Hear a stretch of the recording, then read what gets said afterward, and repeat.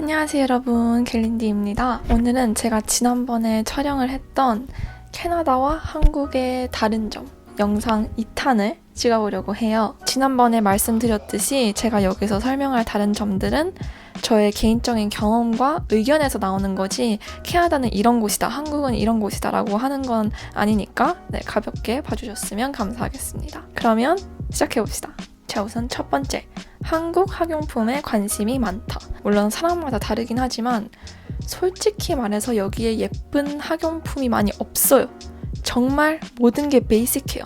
빨간 펜, 형광펜, 그게 끝이지 뭔가 한국의 다이소나 문방구에서 파는 그런 예쁘고 뭔가 신기한 그런 거 있잖아요. 그런 걸 잘 안 팔아요. 뭔가 애들이 저의 필통이나 그런 걸 보면 this is so cute, where'd you get it? 하면 내가 이제 한국에서 받았다 하면 나중에는 애들이 익숙해져서 you got this from Korea, right? 이러더라고요. 뭔가 모든 귀여운 그런 학용품들은 다 한국에서 왔다 하고 애들이 이제 딱 그게 박혔기 때문에 되게 한국 학용품에 관심을 보이는 친구들이 많아요.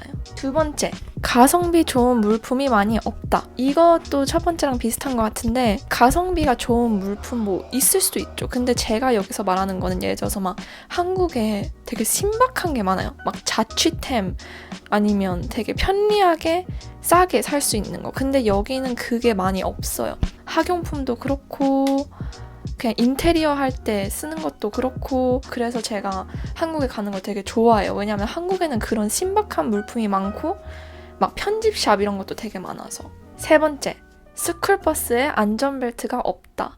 그래서 제가 너무 이게 신기해서 검색을 해봤는데 워낙 버스 자체가 좀 튼튼하게 만들어지고 해서 오히려 벨트 있는 게 위험한 경우도 있어서 없앤 거라고 하더라고요. 버스에 벨트가 없다 보니까 현장학습하거나 하면 이게 커브를 돌 때 애들이 다 이렇게 우르르 쓸리고 난리가 나요. 자, 네 번째. 안경 쓴 애들 또는 앞머리 있는 애들이 많이 없다. 안경은 쓰는 애들이 있더라도 그냥 수업 시간에만 쓰지 나가거나 할 때는 꼭 벗더라고요. 그러니까 안경을 애초에 쓰는 애들이 진짜 적고 앞머리 있는 애들도 정말 적어요. 단발이나 긴 머리 이런 건 상관이 없는데 앞머리 유무로 따지면 확실히 앞머리가 없는 애들이 더 많아요. 다섯 번째, cute 이라는 단어를 많이 쓴다. 원래 cute이라는 뜻이 귀엽다라는 뜻이잖아요. 저는 한국에서 그냥 그렇게 알았어요. cute은 귀엽다. 그렇기 때문에 뭔가 귀여운 강아지를 봤을 때 cute dog라고 칭하고 그냥 귀여운 무언가를 봤을 때 cute이라고 생각을 했는데 그냥 cute이라는 표현을 되게 많이 쓰더라고요. 예를 들어서 제가 자켓을 입었어요. 근데 자켓이 전혀 귀여운 것도 없고 그냥 가죽 자켓이에요. 근데 그 가죽 자켓이 마음에 들 경우 Oh my gosh, your jacket is so cute 이래요. 그 다음은 사진 찍는 스타일이 다르다. 사람마다 다르긴 한데 그냥 주로 학생들만 봤을 때는 좀 다른 것 같아요. 뭔가 제가 인스타그램 같은 곳에 카페에 가고 싶어서 그 카페를 검색하고 사진을 보면 누가 한국인이고 누가 그냥 여기서 자라서 여기서 사진을 찍었는지 딱 보여요. 그게 왜냐면 그냥 뭔가 미세한 각도와 그 분위기와 필터와 그런 게 다 차이가 있더라고요. 이게 뭐라고 설명을 해야 될지 모르겠는데 제가 뉴욕의 Vessel이라는 곳을 갔었을 때 이제 그냥 거기 로컬 커플 분들이 제가 혼자 사진 찍는 거 보고 사진 찍어주겠다 해서 찍어주신 사진이 있고 한국인 분이 이제 제가 부탁해가지고 사진을 찍어주셨거든요. 이게 이제 그 커플 분들이 찍어주신 거고 이게 이제 한국인 분이 찍어주신 거예요. 전신 사진 그런 게 다르긴 한데 그냥 보셨다시피 되게 분위기가 달라요. 길거리 로드샵이 별로 없다. 대신 아시다시피 여기는 세포라가 있고 드럭스토어 같이 거기 안에 이제 여러 브랜드별로 화장품을 팔기는 해요. 근데 로드샵이 진짜 없어요. 러쉬나 맥 같은 경우에는 있기는 한데 한국처럼 되게 가성비 좋고 로드샵이 여러 개 쩔려 있고 그런 배열을 많이 본 적이 없어요. 옷 사이즈가 다양하다. 정말 마른 사람들부터 플러스 사이즈까지 완전 쫙 있어요. 그게 저는 너무 좋다고 생각해요. 왜냐면 제가 어렸을 때 진짜 말랐었어요. 그게 어느 정도 말랐냐면 한국에서 제 허리에 맞는 바지를 못 찾을 정도로 말랐었어요. 그래서 제가 이제 밴쿠버에 여행을 올 때마다 항상 갭 아니면 올드 네이비 그런 데 가서 슈퍼 스키니 사이즈를 꼭 샀었어요. 그 점이 좋다고 생각해요. 그래서 저는 항상 여행을 오면 청바지를 엄청 사서 한국에 갔던 기억이 나요. 그 다음은 롱패딩을 잘 입지 않는다. 근데 이제 롱패딩 중에 이런 느낌의 롱패딩은 나름 입는 친구들이 있는데 그냥 한국에서 입는 그런 진짜 패딩, 그러니까 롱패딩 그런 거는 진짜 안 입어요. 그래서 뒷모습만 봐도 롱패딩이 보이면 저 사람은 한국인이다 하고 딱 나와요. 이유는 잘 모르겠는데 숏패딩, 조끼 패딩 이런 거는 잘 입어도 롱패딩을 진짜 잘 안 입어요. 뭐 롱패딩을 입는다고 딱히 막 놀리거나 막 쳐다보거나 하지는 않아요. 다만 그냥 많이들 안 입어요. 자, 그 다음은 한국에 비해서 놀거리가 적다. 우선 첫 번째로 노래방이 없어요. 노래방이 있더라 하도 다 한국인이 운영하는 노래방이고 한국처럼 다양한 길거리 음식이 진짜 없어요. 물론 뭐 핫도그 팔고 그런 것도 있기는 하지만 그냥 거기까지가 끝이에요. 뭔가 한국의 겨울처럼 붕어빵, 어묵 되게 뭔가 많잖아요. 근데 여기에는 그런 소소한 게 좀 적어요. 제가 한국을 막 약간 그리워하고 다시 가고 싶다 하는 게 그런 소소한 것들 때문이거든요. 물론 여기도 당연히 그런 소소한 즐거움이 있지만 그래서 저는 개인적으로 여행 가거나 아니면 놀거리만 봤을 때는 한국을 더 선호하는 편이에요. 그 다음은 여러모로 일처리가 느리다.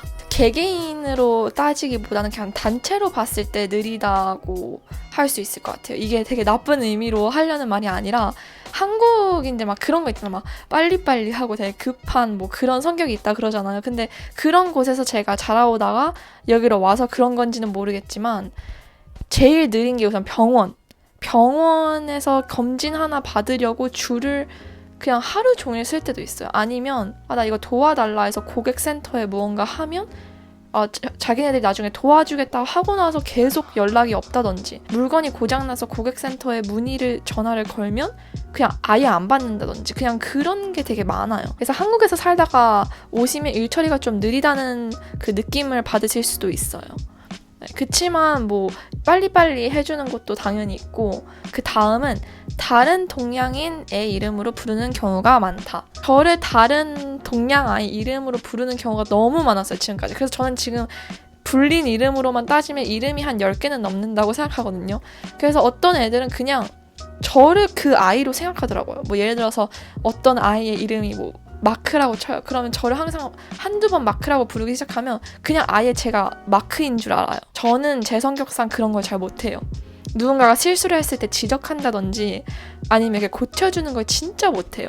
그래서 뭐 너가 나를 마크로 부른다면 나는 뭐 마크지 뭐 이런 느낌이라서 그래서 더 애들이 그렇게 하는 것 같아요. 제가 지적을 잘 안 해서. 다음, 땡땡 년생을 잘 안 쓴다. 저희는 너무 잘 쓰잖아요. 너 03년생이야? 나 03년생이야? 하는데 여긴 진짜 그걸 안 해요. Like, when were you born? 이러면 like, why are you even asking? 이런 느낌? 네, 뭐 생일은 당연히 물어보고 나이도 물어보고 그런 건 할 수 있겠지만 태어난 연도를 물어보는 건 조금 어색해요, 여기서는. 킬로그램, 센티미터 단위보다는 파운드, 피트 단위를 더 많이 쓴다. 개인적으로 저는 한국에서 아무래도 초등학교 6학년까지 자라서 그런지 센티미터, 킬로그램이 훨씬 더 익숙해요. 이게 그걸 바꾸려다 보니까 진짜 안 되더라고요. 그래서 저는 165cm가 어느 정도인지 딱 감이 와요. 근데 뭐 몇 피트 이렇게 얘기를 했을 때 감이 안 와요. 그래서 그렇게 신체 사이즈 같은 거 물어볼 때도 여기서는 파운드, 피트 이거를 진짜 그냥 그것만 쓰고 센티미터, 킬로그램을 잘 안 써요. 그 다음 채점할 때 동그라미를 안 쓴다. 이거 진짜 너무 신기해요. 저는 초등학생 때 선생님이 동그라미로 맞은 거를 표시해 주시고 틀린 거는 X 아니면 뭐 이렇게 짝대기를 그린다든지 아니면 체크마크를 하셨어요. 여기를 좀 더 주의 깊게 보라고.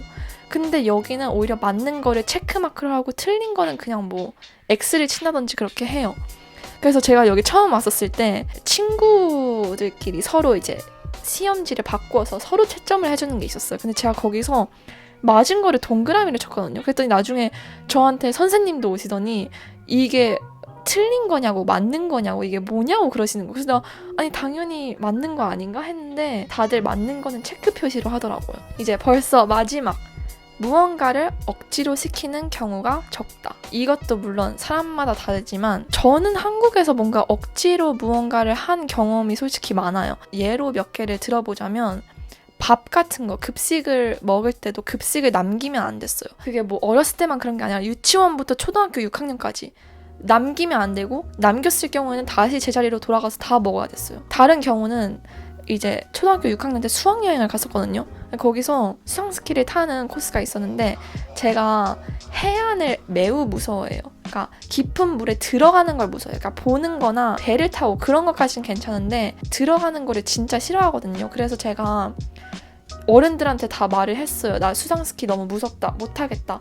근데 아무도 저의 말을 들어주지 않았어요. 저는 이게 너무 상처를 받아서 아직도 생생히 기억이 나거든요. 물만 머금고 거의 울먹거리는 상태로 있었는데 그런 부분에서 여기는 억지로 시키지 않아요. 잘 그렇게 하지 않아요.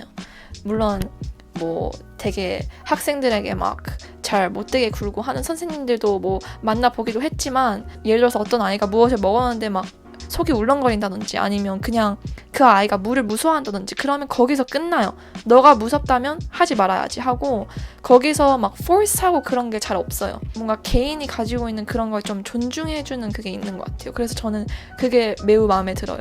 네, 여러분 여기까지가 제가 느낀 한국과 캐나다의 차이점 영상이었습니다. 지난번에 찍었던 1탄 영상 댓글을 보니까 원하시는 분들이 너무 많아가지고 네, 2탄을 이렇게 찍어보았어요. 질문이 더 있으시다면 밑으로 댓글에 언제든지 남겨주세요. 구독과 좋아요도 부탁드리고 저는 다음 영상에서 만나뵐게요. 안녕.